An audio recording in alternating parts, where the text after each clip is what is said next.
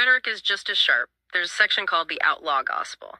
It's a striking name, for sure. What makes these speeches so powerful? They use math to expose hypocrisy.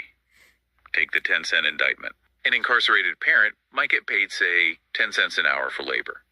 Over 5 years, they might make $1,000.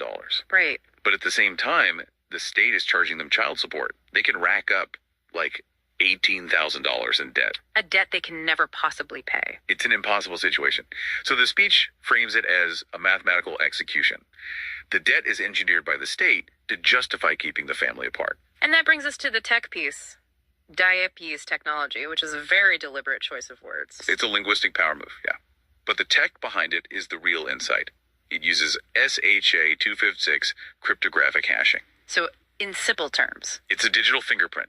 Every single entry a caseworker makes in a log gets a unique, unbreakable mathematical code, a timestamp. So if that caseworker goes back later and changes a sentence or even a comma to make the evidence look worse, what happens? A fingerprint shatters. The hash code changes completely. It becomes mathematical proof of tampering. So it moves the argument from let's trust the caseworker's notes to let's verify the math.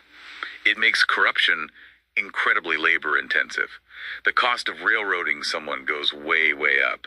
At the end of the day, then, the whole matrix works by compelling accountability.